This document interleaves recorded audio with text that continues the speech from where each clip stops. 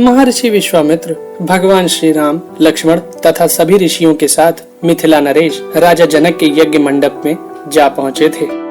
महर्षि विश्वामित्र के पधारने की सूचना जब राजा जनक को मिली तो वह अपने पुरोहित शतानंद के साथ उनका स्वागत करने के लिए आ पहुंचे थे। महर्षि विश्वामित्र का पूजन करने के बाद राजा जनक ने उन्हें उचित आसन ग्रहण कराया था। फिर भगवान श्री राम और लक्ष्मण को देख राजा जनक ने महर्षि विश्वामित्र से उनके बारे में पूछते हुए यह कहा था कि महामुने, यह तलवार, तरकश और धनुष धारण किए हुए मनोहर कुमार कौन है? महात्मा जनक के ऐसा पूछने पर महर्षि विश्वामित्र जी ने उन्हें यह बताया था कि यह महाराजा दशरथ के पुत्र हैं और साथ ही ताड़कावध से लेकर अहिल्या तक के सभी प्रसंगों के विषय में भी बता दिया था। राजा जनक के पुरोहित शतानंद महात्मा गौतम के पुत्र थे, इसलिए वह अपनी माता अहिल्या के उद्धार के प्रसंग को सुनकर बड़े ही रोमांचित हो उठे थे। इसलिए उन्होंने भगवान श्री राम का स्वागत करते हुए उनसे यह कहा था, हे नरश्रेष्ठ, आपका स्वागत है। मेरा अहोभाग्य है जो आप किसी से पराजित न होने वाले महर्षि विश्वामित्र के साथ यहाँ पधारने का कष्ट उठाया है। श्री राम, मैं महर्षि विश्वामित्र जी के समक्ष इनके बल और स्वरूप का वर्णन करता हूँ, इसे आप ध्यान पूर्वक सुनिए। प्राचीन काल में कुश नाम से प्रसिद्ध एक राजा थे। राजा कुश के पुत्र का नाम कुशनाभ था। कुशनाभ के पुत्र गाधी नाम से विख्यात थे। उन्हीं राजा गाधी के पुत्र ये महामुनि विश्वामित्र हैं। राजा विश्वामित्र ने कई हजार वर्षों तक अपने राज्य पर शासन किया था। एक बार राजा विश्वामित्र अपने मंत्रियों और सेना के साथ विचरण करते हुए महर्षि वशिष्ठ जी के आश्रम में पहुंच गए थे। तब महर्षि वशिष्ठ ने अपनी होमधेनु गाय नंदिनी को राजा विश्वामित्र सहित उनकी पूरी सेना को भोजन कराने का आदेश दिया था। तो उस होमधेनु ने जिसकी जैसी इच्छा थी उसके लिए वैसी ही दिव्य भोजन सामग्री जुटा दी थी। होमधेनु का यह प्रताप देख राजा विश्वामित्र बड़े ही आश्चर्य में पड़ गए थे। इसलिए उन्होंने महर्षि वशिष्ठ जी से यह निवेदन किया था कि वह उनसे 1,00,000 गाय लेकर या अपनी होमधेनु गाय उन्हें दे दें। परंतु महर्षि वशिष्ठ जी ने अपनी वह गाय किसी भी कीमत पर देने से मना कर दिया था, क्योंकि उनका जीवन निर्वाह उसी होमधेनु पर ही निर्भर था। महर्षि वशिष्ठ जी के मना कर देने से राजा विश्वामित्र ने क्रोध में आकर अपने सैनिकों को उस होमधेनु नंदिनी को बलपूर्वक ले जाने का आदेश दे दिया था। परंतु वह होमधेनु नंदिनी महर्षि वशिष्ठ के ब्रह्म बल से पुष्ट थी। इसलिए महर्षि वशिष्ठ के कहने पर उस होमधेनु ने अपनी हुंकार से हजारों सैनिक उत्पन्न कर दिए थे और उस सैनिकों ने राजा विश्वामित्र की सेना का विनाश करना आरंभ कर दिया था। यह देख राजा विश्वामित्र के 100 पुत्रों ने क्रोध में भरकर महर्षि वशिष्ठ पर आक्रमण कर बैठे थे। तब महर्षि वशिष्ठ ने अपनी एक हुंकार से उन सभी को जलाकर भस्म कर डाला था।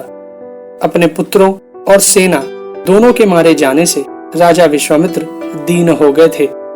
उनका सारा उत्साह नष्ट हो गया था। राजा विश्वामित्र का एक ही पुत्र जीवित बचा था, इसलिए उन्होंने अपने उस पुत्र को अपने राज्य का राजा बना दिया था और खुद सब कुछ त्याग कर तपस्या करने के लिए हिमालय पर्वत पर चले गए थे। विश्वामित्र ने अपनी तपस्या से भगवान शंकर को प्रसन्न करके उनकी कृपा से देवताओं, दानवों, गंधर्वों, यक्षों तथा राक्षसों के पास जो भी अस्त्र थे वह सभी प्राप्त कर लिए थे। फिर वह महर्षि वशिष्ठ के आश्रम में आकर उन सभी दिव्य अस्त्रों के प्रयोग से उनका सारा तपोवन दग्ध करने लगे थे। विश्वामित्र के उस आक्रमण से वहां रहने वाले ऋषि मुनि वहां से भाग खड़े हुए थे। तब महर्षि वशिष्ठ अपना ब्रह्मदंड लेकर विश्वामित्र के सामने आ गए थे और उनसे बोले थे कि मैं तुम्हारे सामने खड़ा हूँ, तेरे पास अस्त्रों शस्त्रों का जितना भी बल हो दिखा लो। तब विश्वामित्र ने महर्षि वशिष्ठ पर अपने सभी ब्रह्मास्त्र आदि दिव्यास्त्रों का प्रयोग किया था, परंतु महर्षि वशिष्ठ ने अपने ब्रह्मदंड से सभी अस्त्रों को शांत कर दिया था। इस प्रकार महर्षि वशिष्ठ से पराजित होकर विश्वामित्र ने तब यह कहा था कि क्षत्रिय बल तो धिक्कार है, ब्रह्म तेज से प्राप्त होने वाला बल ही वास्तव में बल है। इसलिए अब मैं इस ब्राह्मणत्व की प्राप्ति करूंगा। पुरोहित शतानंद ने श्री राम को विश्वामित्र जी के बारे में आगे बताते हुए यह कहा कि महर्षि वशिष्ठ से पराजित होकर विश्वामित्र जी अपनी पत्नी के साथ दक्षिण दिशा में एक घनघोर वन में चले गए और वहां रहकर अत्यंत भयंकर तपस्या करने लगे। वहीं वन में विश्वामित्र के हवीशपंद, मधुष्पंद, दृढ़नेत्र और महारथ नामक 4 पुत्र उत्पन्न हुए थे, जो बड़े होकर सत्य और धर्म पर तत्पर रहते थे। विश्वामित्र की 1000 वर्ष की तपस्या के बाद परमपिता ब्रह्मा जी ने दूसरे देवताओं के साथ उन्हें दर्शन देकर यह कहा था कि तुमने अपनी तपस्या के द्वारा राजा ऋषियों के लोकों पर विजय पा ली है, इसलिए हम तुम्हें सच्चा राजा ऋषि समझते हैं। इतना कहकर ब्रह्मा जी दूसरे देवताओं के साथ अपने लोक को चले गए थे। विश्वामित्र जी ने अपनी वह भयंकर तपस्या ब्राह्मणत्व को प्राप्त करने के लिए की थी, परंतु ब्रह्मा जी तथा सभी देवताओं ने जब उन्हें राजर्षि ही कहा तो उन्हें बड़ा दुख हुआ। इसलिए विश्वामित्र जी पुनः भयंकर तपस्या करने लगे थे। पुरोहित शतानंद ने श्री राम से कहा कि उस समय अयोध्या पर आपके ही इक्ष्वाकु कुल के राजा त्रिशंकु राज किया करते थे। एक बार राजा त्रिशंकु के मन में यह विचार हुआ कि मैं ऐसा कोई यज्ञ करूं जिससे मैं अपने इस शरीर के साथ ही स्वर्गलोक पहुंच जाऊं।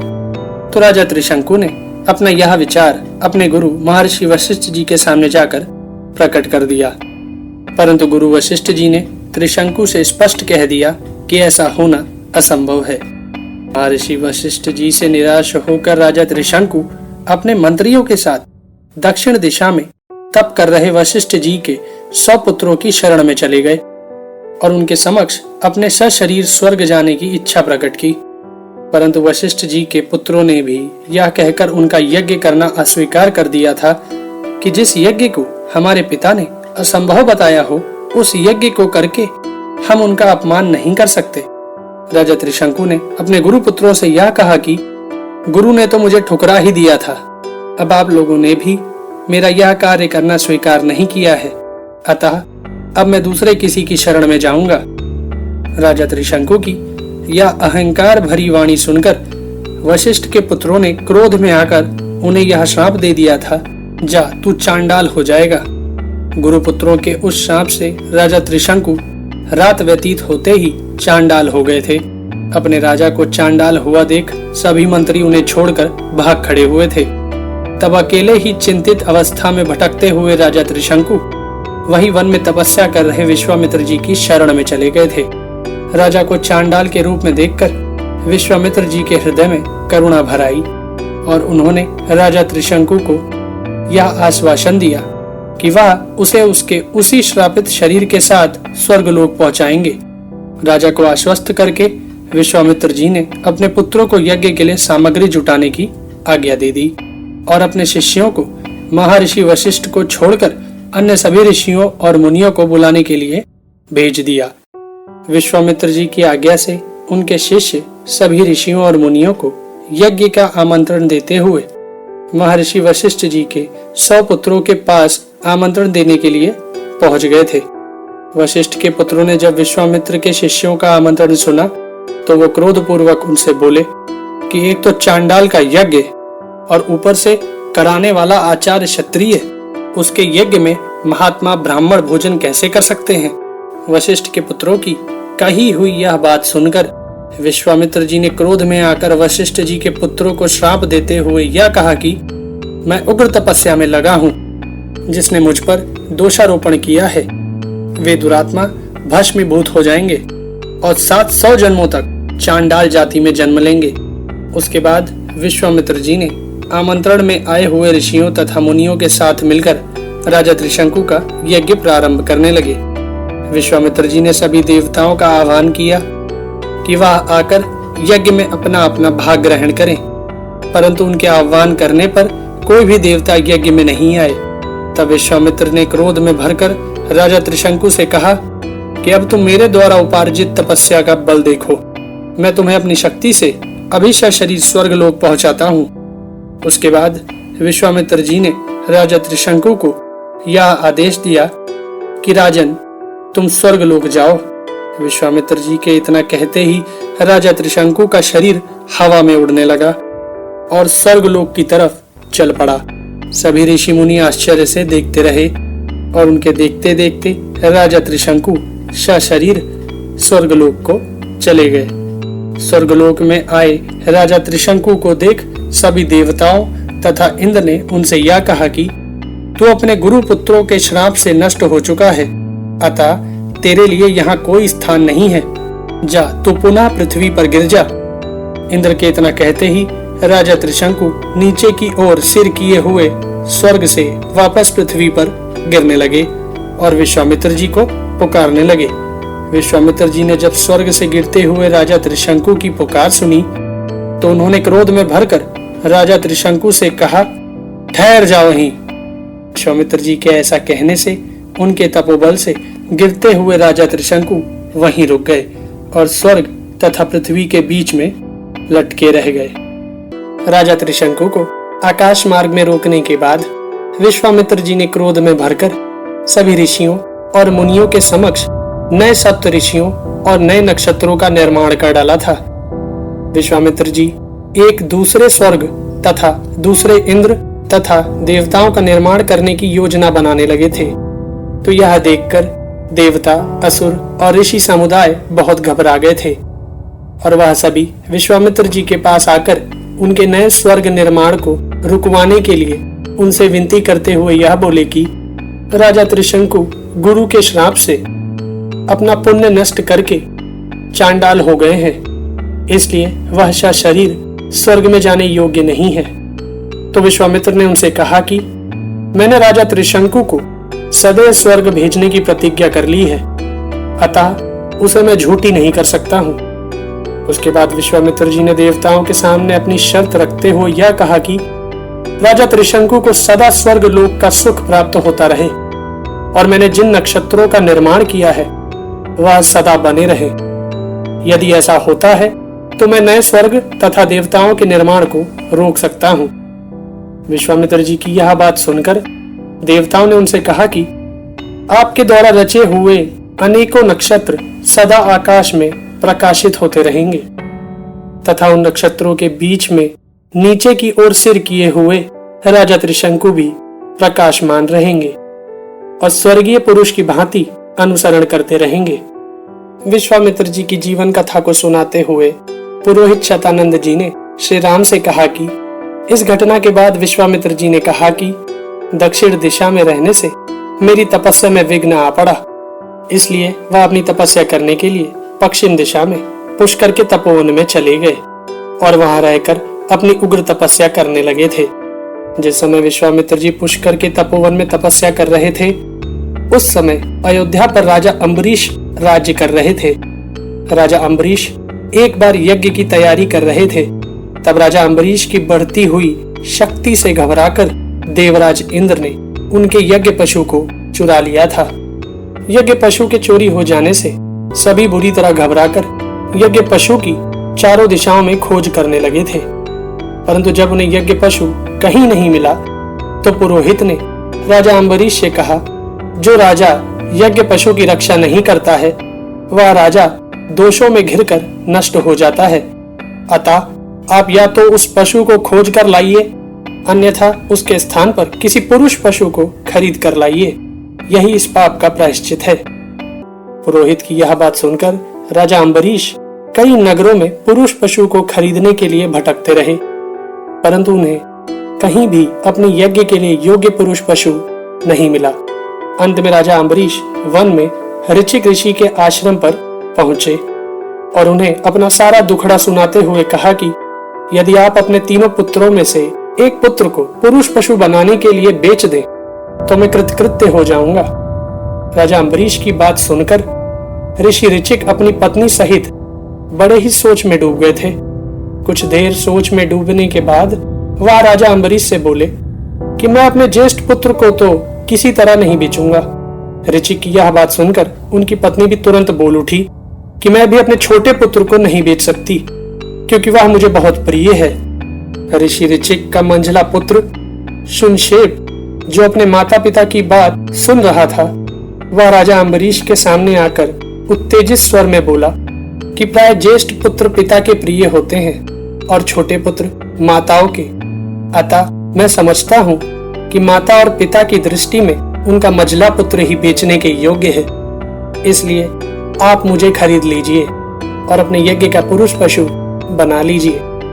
पुत्र की यह बात सुनकर ऋषि और उनकी पत्नी बड़े ही चिंतित हो गए थे और अपने पुत्र को समझाने का प्रयास भी करने लगे थे, परंतु शुनशेप ने उनकी कोई बात नहीं सुनी और अपने आप को बेचने के निर्णय पर अटल बना रहा था। ऋषि ऋचिक के पुत्र की इस दृढ़ता को देख राजा अम्बरीश बड़े प्रसन्न हो गए थे। अतः उन्होंने उनके उस मंझले पुत्र शुनशेप को 1 करोड़ स्वर्ण मुद्राएं, रत्नों के ढेर तथा 1 लाख गायों के बदले में खरीद लिया था और शुनशेप को एक पशु की तरह रस्सी से बांधकर अपने रथ पर सवार कर लिया और अयोध्या की ओर चल पड़े। ऋषि पुत्र शुनशेप, जिसने उत्तेजना में यज्ञ पशु बनने का निर्णय तो ले लिया था, परंतु अब उसे इस बात की घबराहट होने लगी थी कि यज्ञ में उसकी एक पशु की भांति बलि दे दी जाएगी। तभी राजा अम्बरीश का रथ पुष्कर के तपोवन से होकर गुजर रहा था, तो शुनशेप ने राजा अम्बरीश से विनती करते हुए यह कहा कि इस तपोवन में मेरे मामा विश्वामित्र जी का आश्रम है। मैं अंतिम बार उनके दर्शन करना चाहता हूँ। विश्वामित्र जी का नाम सुनकर राजा अम्बरीश के मन में भी उनका दर्शन करने की इच्छा उत्पन्न हो गई। अतः उन्होंने शुनशेप की विनती स्वीकार कर ली और अपना रथ विश्वामित्र जी के आश्रम की तरफ मोड़ दिया। विश्वामित्र जी के आश्रम में पहुंचकर राजा अम्बरीश ने उनके दर्शन किए तथा शुनशेप को पशु बंधन से मुक्त करके उसे विश्वामित्र जी से मिलने के लिए भेज दिया। घबराया हुआ शुनशेप जैसे ही अपने मामा विश्वामित्र के समक्ष आया, तो वह एक दीन की भांति उनके चरणों में गिर पड़ा था। विश्वामित्र जी ने चिंता में डूबे हुए अपने भांजे शुनशेप को अपने पैरों से उठाकर उससे उसकी उदासी का कारण पूछा, तो शुनशेप ने उन्हें अपने पुरुष पशु के रूप में यज्ञ के लिए बेचे जाने की पूरी कथा सुना दी और उनसे विनती की कि अब मैं आपकी शरण में हूँ। अभी मात्र आप ही मुझे इस कष्ट से बचा सकते हैं। आप ही धर्म के द्वारा मेरी रक्षा कीजिए। शुनशेप की बात सुनकर विश्वामित्र जी बड़े ही चिंतित हो गए थे, परंतु धर्म के अनुसार राजा अम्बरीश ने शुनशेप को पुरुष पशु के रूप में खरीदा था। इस कारण वह कुछ भी करने में असमर्थ थे। बहुत सोचने के बाद विश्वामित्र जी ने यह विचार किया कि वह राजा अम्बरीश को शुनशेप के स्थान पर अपने एक पुत्र को सौंप दूंगा। मात्र इसी प्रकार शुनशेप के जीवन की रक्षा की जा सकती है।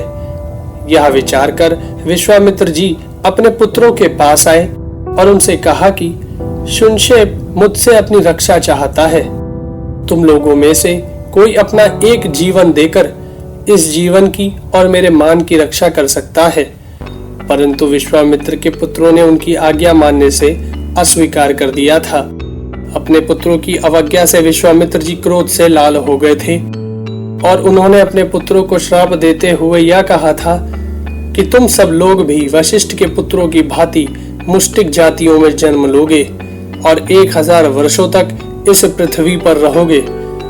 अपने पुत्रों को श्राप देकर विश्वामित्र जी शुनशेप के पास वापस आए और उसे भगवान विष्णु और इंद्र के 2 मंत्र बताते हुए कहा कि जब तुम्हें अम्बरीश के यज्ञ में कुश के पवित्र पाश से बांधकर चंदन और फूलों की माला धारण कराई जाए, उस समय तुम इन मंत्रों द्वारा भगवान विष्णु तथा देवराज इंद्र की स्तुति करना।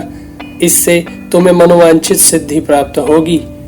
मामा विश्वामित्र के वह मंत्र लेकर शुनशेप वापस राजा अम्बरीश के पास आ गया था। तब शुनशेप को पुनः एक पशु की भांति बांधकर राजा अम्बरीश के रथ पर बिठा दिया गया था और रथ अयोध्या की ओर चल पड़ा था। राजा अम्बरीश जब अयोध्या में अपनी यज्ञशाला में आए, तब शुनशेप को यज्ञशाला में एक पशु की भांति बांध दिया गया था और यज्ञ समाप्त होने पर जब शुनशेप की बलि देने के लिए उसे चंदन लगाकर फूलों की माला पहनाई गई तो शुनशेप अपने मामा विश्वामित्र द्वारा दिए गए मंत्रों से भगवान विष्णु और इंद्र भगवान की स्तुति करने लगा था। शुनशेप की स्तुति के प्रभाव से भगवान इंद्र शुनशेप के सामने प्रकट हो गए और उससे कोई वर मांगने को कहा। तब शुनशेप ने भगवान इंद्र से अपने इस कष्ट से मुक्ति दिलाने की प्रार्थना की।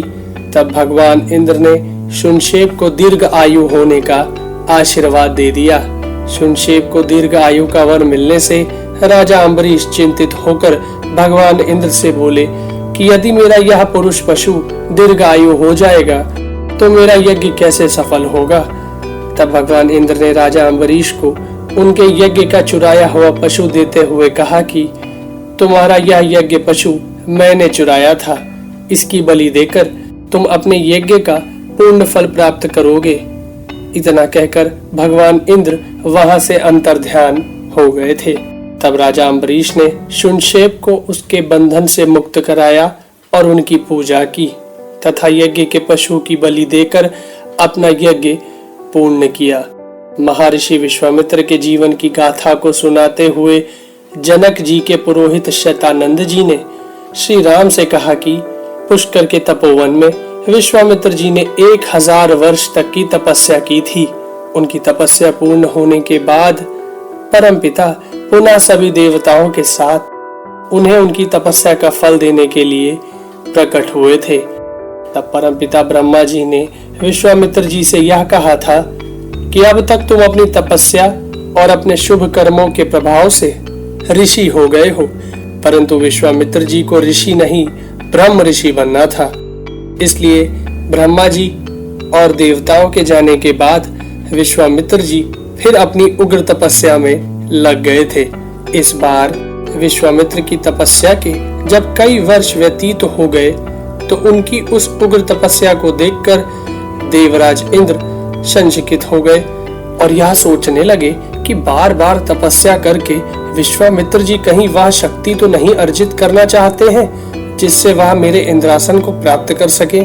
मन में ऐसा विचार आते ही इंद्र चिंतित हो उठे और उन्होंने विश्वामित्र की तपस्या को भंग कराने के उद्देश्य से अप्सरा मेनका को अपने पास बुलाया और विश्वामित्र की तपस्या भंग करने के लिए पृथ्वी पर भेज दिया।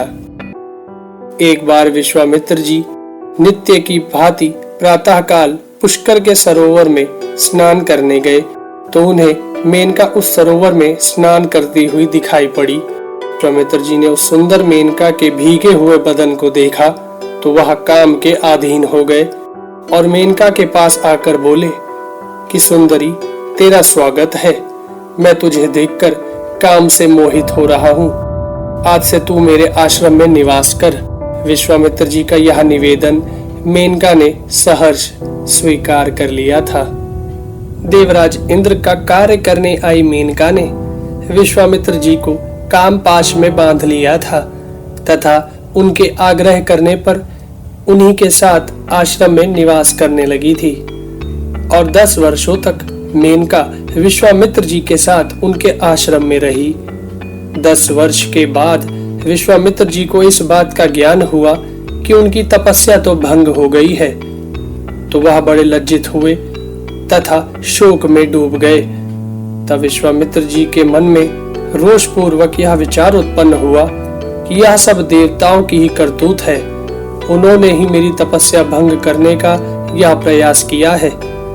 विश्वामित्र जी को देवताओं तथा इंद्र पर बड़ा क्रोध आया, परंतु वह अपने क्रोध को वश में कर पश्चाताप से दुखी हो गए।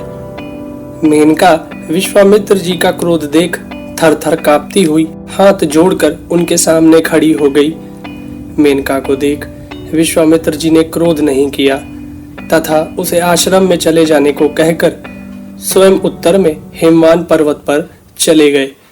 वहां पर विश्वामित्र जी ने कामदेव पर विजय पाने के लिए कौशिकी नदी के तट पर दुर्जय तपस्या आरंभ कर दी और 1000 वर्षों तक तपस्या करते रहे। विश्वामित्र की यह तपस्या देख सभी देवताओं को बड़ा भय सताने लगा। तब सभी देवताओं ने ऋषियों के साथ मिलकर सलाह की जिसमें यह निर्णय लिया गया कि विश्वामित्र जी को महर्षि की पदवी प्राप्त हो। यही उनके लिए उत्तम होगा। सभी देवताओं ने परमपिता ब्रह्मा जी के पास जाकर विनती की कि विश्वामित्र जी को महर्षि की पदवी प्रदान करें।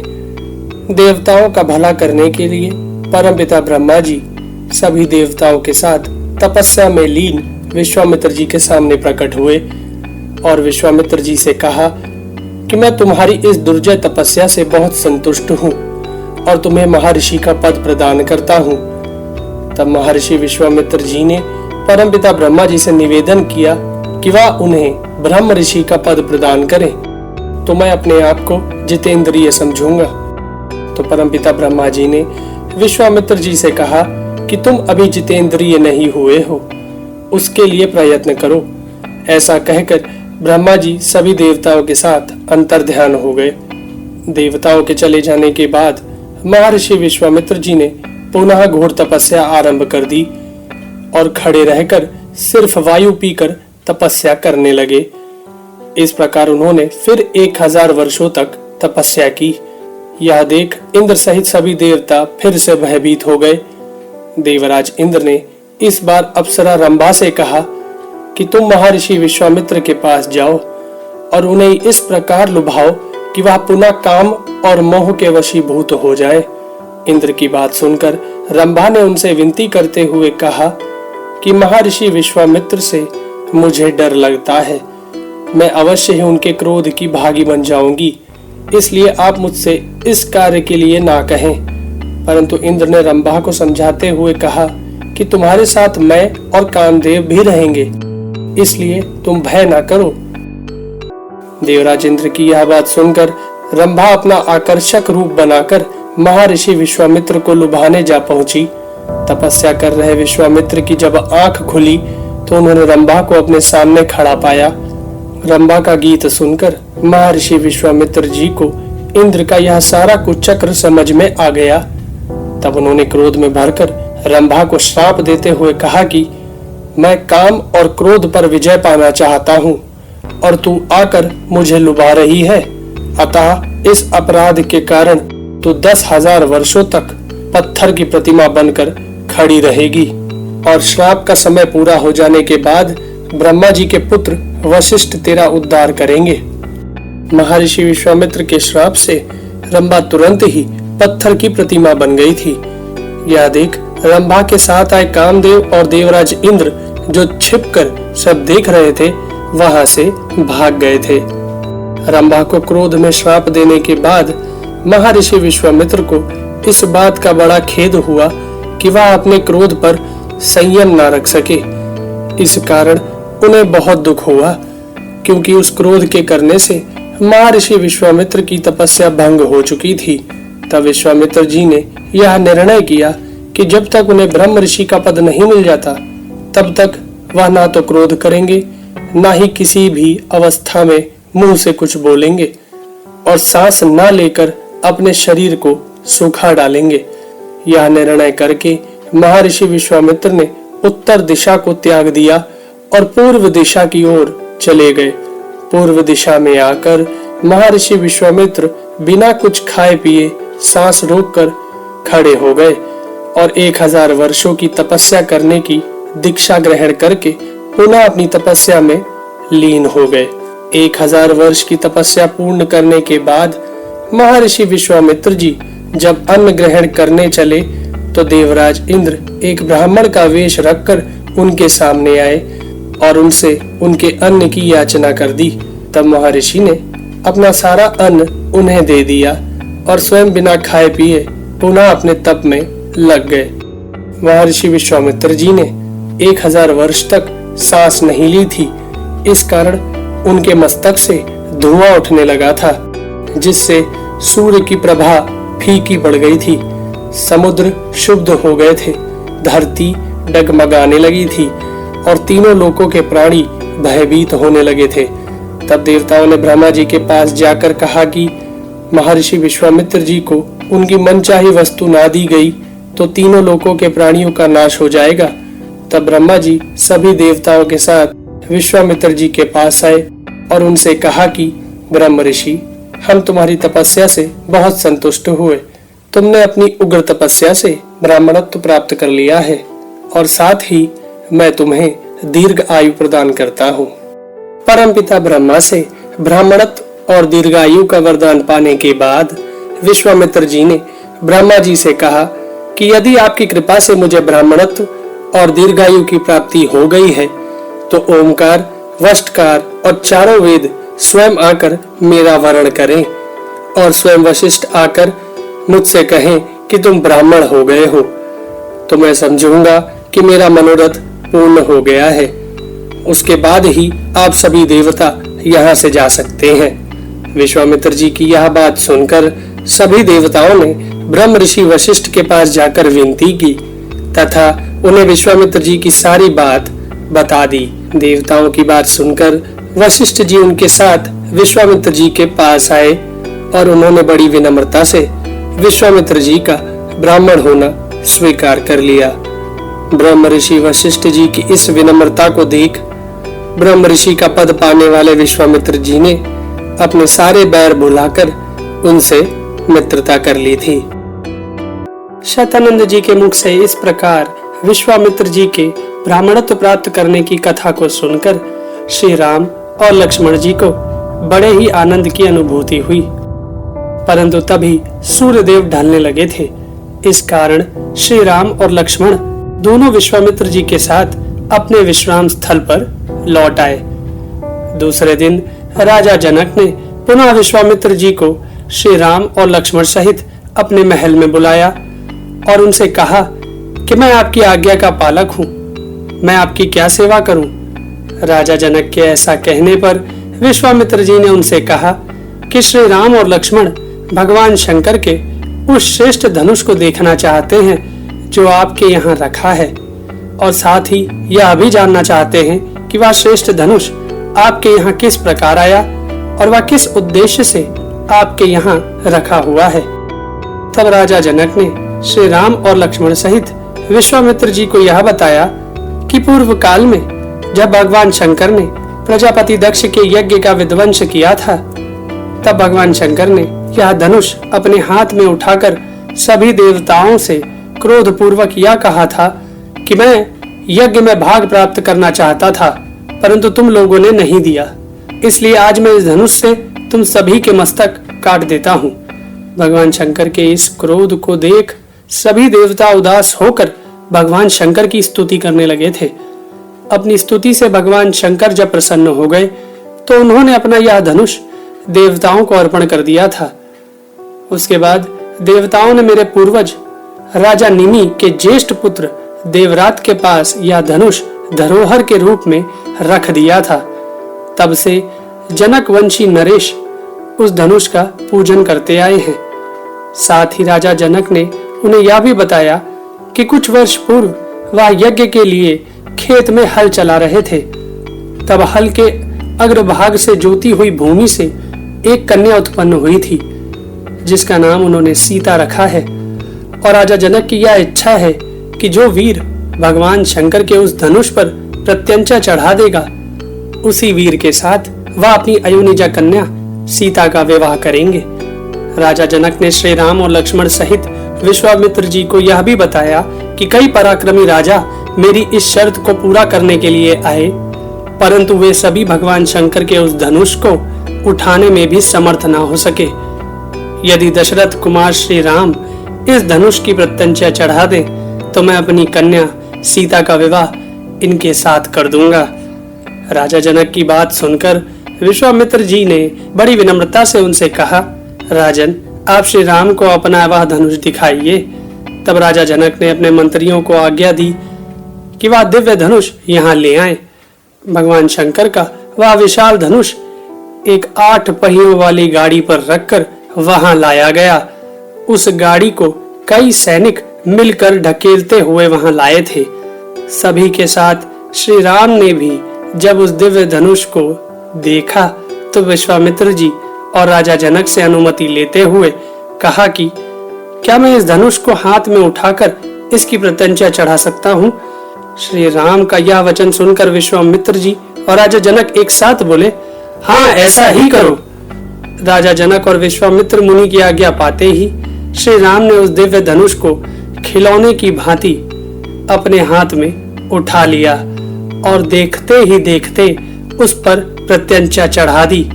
यह देख वहां सभी अचरज में पड़ गए थे, परंतु तभी श्री राम ने धनुष की प्रत्यंचा को अपने कान तक खींचा तो वह धनुष बीच से टूट गया। धनुष के टूटने से वज्रपात के समान आवाज हुई। ऐसा जान पड़ा जैसे मानो पर्वत फट पड़ा हो। विश्वामित्र, राजा जनक और लक्ष्मण सहित श्री राम को छोड़कर अन्य सभी उस आवाज से मूर्छित होकर गिर पड़े। उन सभी को बड़ी देर के बाद जाकर चेतना आई थी। श्री राम के इस पराक्रम से राजा जनक बड़े प्रसन्न हुए थे, क्योंकि उनकी प्रतिज्ञा श्री राम ने पूरी कर दी थी। इसलिए उन्होंने विश्वामित्र जी की आज्ञा लेकर अपने मंत्रियों को अयोध्या भेज दिया था, जिससे वह राजा दशरथ को वहां लिवा लाए, जिससे राजा जनक उनके समक्ष ही अपनी पुत्री सीता श्री राम को समर्पित कर सके। राजा जनक के मंत्री 4 दिन की यात्रा करके अयोध्या पहुंचे तो अयोध्या में उनका बहुत स्वागत किया गया था। राजा जनक के मंत्रियों ने राजा दशरथ के दरबार में आकर उन्हें यह संदेश दिया कि विश्वामित्र जी के साथ जनकपुरी आए उनके पुत्र श्री राम ने भगवान शंकर का धनुष तोड़कर राजा जनक की प्रतिज्ञा को पूर्ण किया है। अतः अपनी प्रतिज्ञा के अनुसार राजा जनक अपनी पुत्री सीता का विवाह श्री राम के साथ करना चाहते हैं। इस शुभ कार्य के लिए आपकी आज्ञा के साथ साथ उपस्थिति अनिवार्य है। जनक के मंत्रियों की बात सुनकर राजा दशरथ बड़े प्रसन्न हो गए और उन्होंने महर्षि वशिष्ठ से आज्ञा लेकर कल सवेरे ही बारात लेकर जनकपुरी जाने की तैयारियां करने लगे।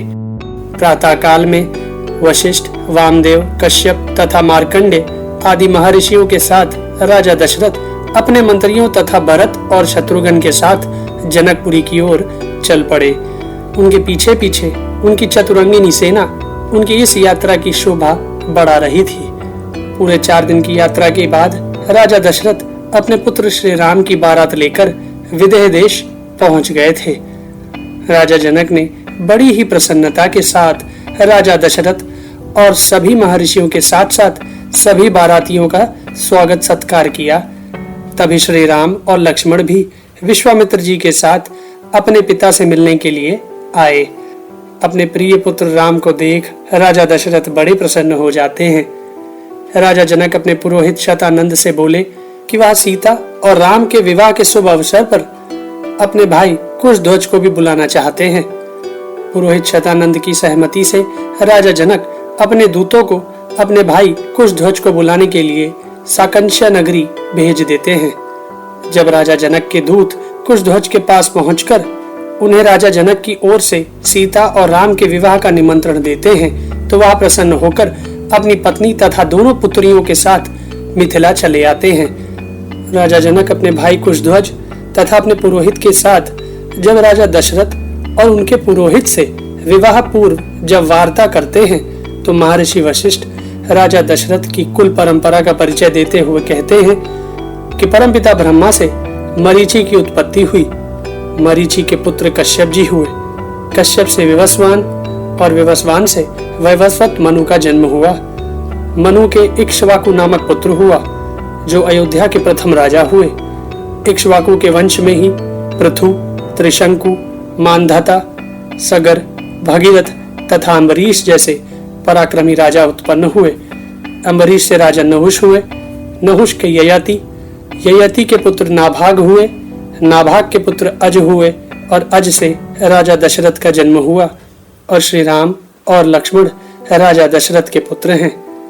मैं श्री राम और लक्ष्मण के लिए आपकी दोनों कन्याओं सीता और उर्मिला का वर्णन करता हूँ। महर्षि वशिष्ठ के बाद राजा जनक ने अपने कुल का परिचय देते हुए कहा कि प्राचीन काल में निमि नामक एक राजा हुए जिनके पुत्र राजा मिथि हुए थे। मिथि के पुत्र का नाम जनक हुआ। इन्हीं जनक के नाम पर हमारे वंश का प्रत्येक राजा जनक कहलाता है। जब राजा जनक अपनी कुल परंपरा का परिचय दे चुके तो विश्वामित्र जी ने राजा दशरथ और राजा जनक दोनों से कहा कि राजा जनक के छोटे भाई कुशध्वज की 2 कन्याएं हैं, मांडवी और श्रुतकीर्ति। उन दोनों कन्याओं का मैं कुमार भरत और शत्रुघ्न के लिए वर्णन करता हूँ। महर्षि विश्वामित्र का यह वचन सभी को बड़ा सुखदायी लगा। इस कारण राजा दशरथ के चारों पुत्रों का विवाह एक ही साथ संपन्न हो गया। चारों भाइयों के विवाह से देवताओं ने फूलों की वर्षा की, गंधर्वों ने मधुर गीत गाए और अप्सराएं नृत्य करने लगी थीं। श्री राम और उनके भाइयों के विवाह के बाद महर्षि विश्वामित्र राजा दशरथ और राजा जनक से आज्ञा लेकर हिमालय पर कौशिकी नदी के तट पर अपने आश्रम में चले गए थे। विश्वामित्र जी के चले जाने के बाद राजा दशरथ भी राजा जनक से विदा लेकर अपने पुत्रों और पुत्र वधुओं के साथ अयोध्या की ओर चल पड़े थे। अपने पुत्रों और सेना के साथ अयोध्या की ओर जाते हुए राजा दशरथ को भयंकर बोली वाले पंछी चहचहाते हुए दिखे तो इस अपशकुन को देख उनके मन में शंका उत्पन्न हो गई। परंतु तभी कई मृग राजा दशरथ को अपने दाहिनी ओर करके निकल गए तो वह इस शकुन को देख महर्षि वशिष्ठ के पास गए और उनसे पूछा कि मुनिवर, यह शकुन और अपशकुन दोनों एक साथ कैसे हो रहे हैं?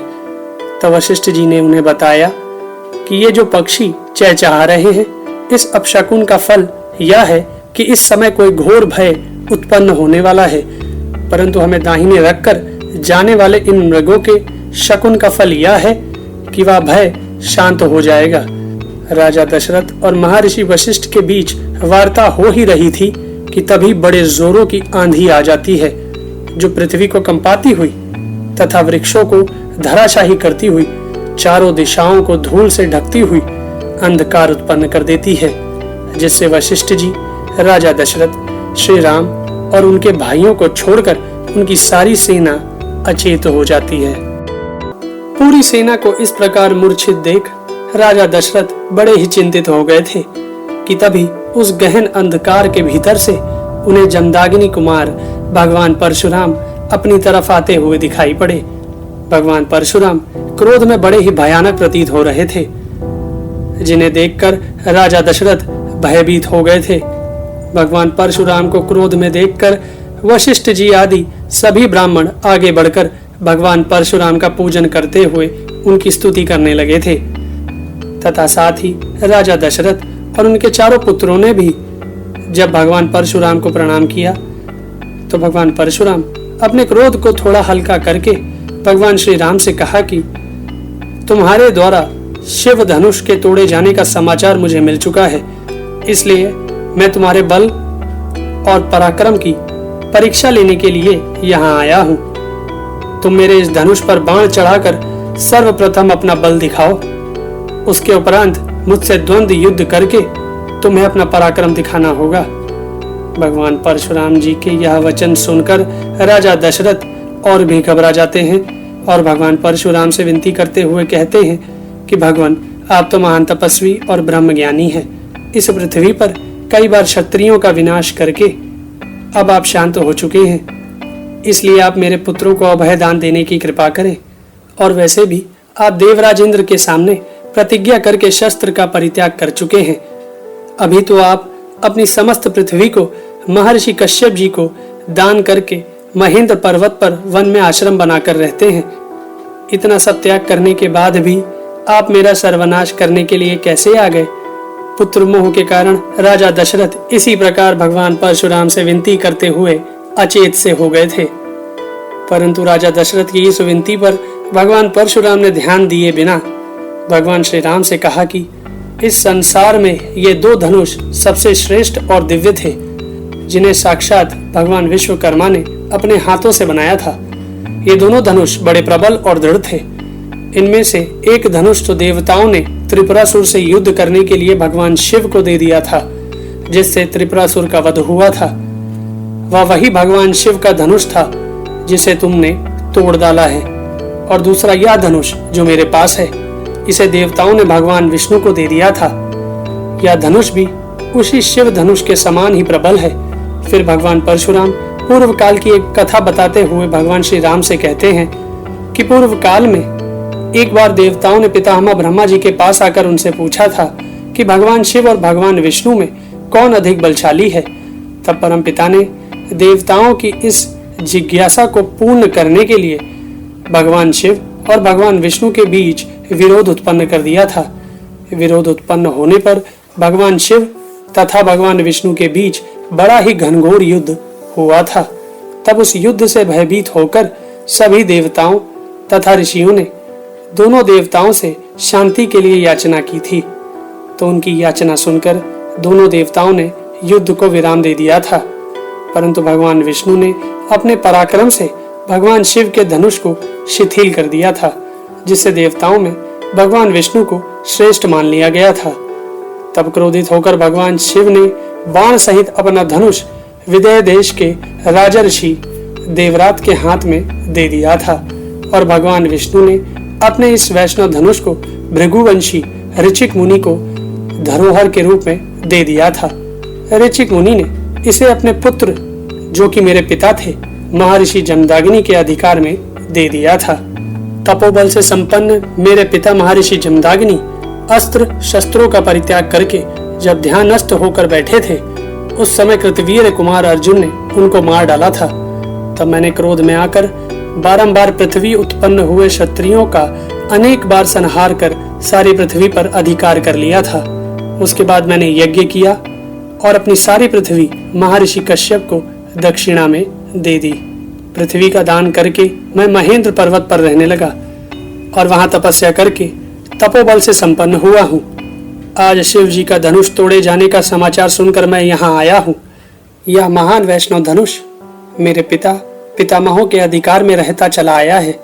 तुम इस धनुष पर बाण चढ़ाकर अपने बल को प्रदर्शित करो। यदि तुम ऐसा कर सके तो मैं तुम्हें द्वंद्व युद्ध का अवसर दूंगा। भगवान श्री राम, जो स्वयं भगवान विष्णु के अवतार थे, उन्होंने जब वह वैष्णव धनुष और बाण भगवान परशुराम जी के हाथ से लिया तो भगवान परशुराम के भीतर से अपनी वैष्णवी शक्ति को भी वापस ले लिया था। भगवान विष्णु अपने इस राम अवतार में एक बार पुनः अपने उस वैष्णव धनुष को धारण करने वाले थे।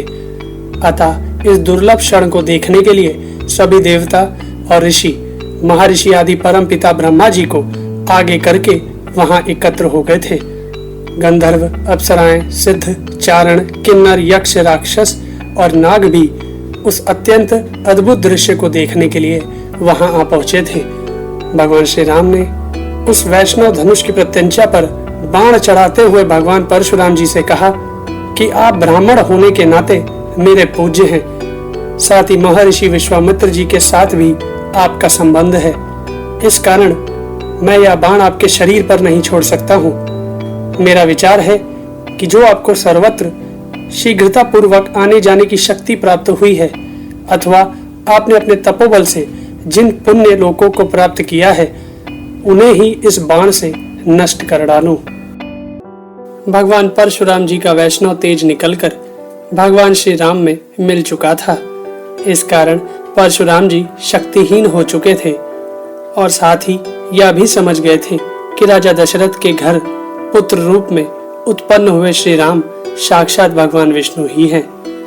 अतः वह बड़े ही विनम्रता से भगवान श्री राम से बोले कि पूर्व काल में मैंने महर्षि कश्यप जी को जब यह पृथ्वी दान की थी, तब महर्षि कश्यप जी ने मुझसे यह कहा था कि तुम्हें अब मेरे राज्य यानी इस पृथ्वी पर नहीं रहना चाहिए। तभी से मैं अपने गुरु महर्षि कश्यप जी की इस आज्ञा का पालन करता हूँ, क्योंकि यह बात सर्वविदित है कि मैंने महर्षि कश्यप के सामने रात को इस पृथ्वी पर न रहने की प्रतिज्ञा की थी। इसलिए आप मेरी इस गमन शक्ति को नष्ट ना करें। मैं अभी मन के समान वेग से महेंद्र पर्वत पर चला जाऊंगा, परंतु मैंने अपनी तपस्या से जिन अनुपम लोकों पर विजय पाई है, उन्हीं को आप इस श्रेष्ठ बाण से नष्ट कर दें। भगवान परशुराम जी ने भगवान श्री राम से कहा कि जब आपने इस धनुष पर बाण चढ़ा दिया था, तभी मुझे विश्वास हो गया था कि आप स्वयं भगवान विष्णु हैं। युद्ध में आपका सामना करने वाला दूसरा कोई नहीं है और मेरे लिए भी यह बात लज्जाजनक नहीं हो सकती है, क्योंकि आप त्रिलोकीनाथ श्री हरि ने मुझे पराजित किया है। अतः आप अभी इस बाण को छोड़कर मेरे पुण्य लोकों को समाप्त कर दीजिए। भगवान परशुराम जी के कहने पर भगवान श्री राम ने उस बाण को छोड़ दिया था, जिससे वह बाण भगवान परशुराम के तपस्या से अर्जित किए हुए पुण्य लोकों को समाप्त करता हुआ चला गया था। सभी देवता और ऋषि महर्षि यह दृश्य देख बड़े प्रसन्न हो गए थे। बाण छोड़ने के बाद भगवान श्री राम ने भगवान परशुराम का पूजन किया। भगवान श्री राम से पूजित होकर भगवान परशुराम जी ने भगवान श्री राम की परिक्रमा की और उनसे अनुमति लेकर मन के समान वेग से महेंद्र पर्वत पर चले गए थे। भगवान परशुराम के जाते ही चारों तरफ फैला अंधकार दूर हो गया था। तब ऋषि सहित सभी देवताओं, नागों, यक्षों आदि ने भगवान श्री राम की भूरी भूरी प्रशंसा की थी। तब भगवान श्री राम ने वरुण देव का आह्वान किया तो वरुण देव हाथ जोड़कर भगवान श्री राम के सामने उपस्थित हो गए थे। भगवान श्री राम ने वह वैष्णव धनुष उनके पास अपनी धरोहर के रूप में दे दिया था।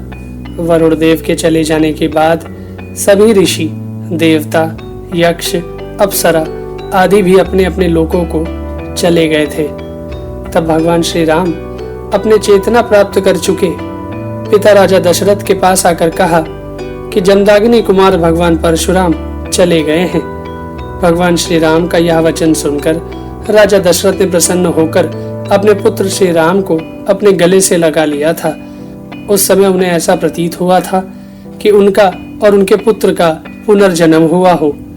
तब तक राजा दशरथ की अचेत सेना को भी चेता आ गया था।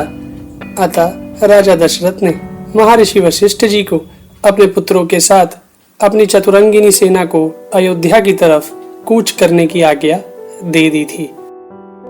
राजा दशरथ जब अपनी अयोध्या नगरी में पहुंचे तो अयोध्या वासियों ने राजा दशरथ और भगवान श्री राम का भव्य स्वागत किया।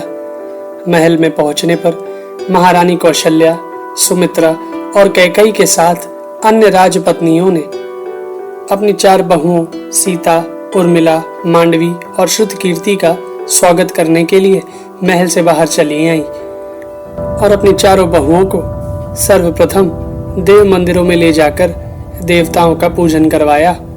फिर उन सभी बहुओं को उनके उनके महलों में पहुंचा दिया गया। भगवान श्री राम के 4 भाई विवाहित होने के बाद अपने पिता, गुरु तथा अपने राज्य की सेवा में लग गए थे। बहुएं अपने पतियों के साथ अपना पति धर्म निभाती हुई अपनी सासों की सेवा करने लगी थी। महाराजा दशरथ के कई वर्ष इस प्रकार खुशियों में व्यतीत हो गए कि तभी एक दिन महारानी कैकेयी के भाई युधाजित अयोध्या आए। कैकेयी के भाई युधाजित अपने भांजे भरत को अपने पुत्रों से भी अधिक स्नेह करते थे। इसलिए युधाजित ने अपनी बहन कैकेयी के सामने यह प्रस्ताव रखा कि वह अपने भांजे भरत को अपने साथ कैकेयी ले जाना चाहते हैं। भाई की यह इच्छा देख महारानी कैकेयी ने महाराजा दशरथ के सामने इस प्रस्ताव को रख दिया। महाराजा दशरथ कभी भी अपने पुत्रों को अपने से दूर होने की कल्पना भी नहीं करते थे, परंतु अपनी सबसे प्रिय महारानी कैकेयी के प्रस्ताव को वो अस्वीकार नहीं कर सके और अपने पुत्र भरत को उनके मामा के घर जाने की आज्ञा दे दी। राजकुमार भरत को जब पता चला कि उन्हें मामा के घर जाना है तो वह अपने भाई और सखा शत्रुघ्न के पास गए और उनसे बोले कि वह भी उनके साथ उनके मामा के घर चले, क्योंकि जिस प्रकार भगवान राम बिना अपने भाई लक्ष्मण के अधूरे थे, उसी प्रकार भरत भी बिना शत्रुघ्न के स्वयं को अधूरा ही समझते थे। जिस प्रकार लक्ष्मण कभी भी अपने भाई भगवान श्री राम की आज्ञा का उल्लंघन नहीं किया करते थे, उसी प्रकार शत्रुघ्न भी अपने भाई भरत की आज्ञा की अवहेलना नहीं करते थे। इसलिए वह भरत के साथ उनके मामा के घर जाने को तैयार हो गए। महाराजा दशरथ को जब पता चला कि भरत के साथ शत्रुघ्न भी भरत के मामा के घर जा रहा है तो उन्हें यह सुनकर थोड़ा दुख अवश्य हुआ, परंतु अपने पुत्रों की प्रसन्नता के लिए शत्रुघ्न को भी भरत के साथ कैकेयी जाने की आज्ञा दे दी थी। भरत और शत्रुघ्न के जाने के बाद भगवान श्री राम और लक्ष्मण अपने पिता, गुरु और राज्य की सेवा में और अधिक समय देने लगे थे। राजकुमार भरत के ननिहाल कैकेयी राज में भरत तथा शत्रुघ्न को प्रसन्न रखने के लिए उनकी सभी इच्छाओं को पूर्ण किया जाता है। मामा, नाना आदि सभी लोगों से उन्हें बड़ा ही स्नेह और लाड़ प्यार मिल रहा था, परंतु इन सुखपूर्ण स्थितियों में भी राजकुमार भरत और शत्रुघ्न को अपने वृद्ध पिता की याद कभी नहीं भूलती थी। उसी प्रकार अयोध्या में महाराजा दशरथ भी अपने उन दोनों पुत्र भरत और शत्रुघ्न को सदा स्मरण किया करते थे, जबकि भगवान श्री राम सदा अपनी सेवा से अपने पिता तथा अपनी सभी माताओं को पूर्णतः संतुष्ट रखने का पूर्ण प्रयास करते रहते थे।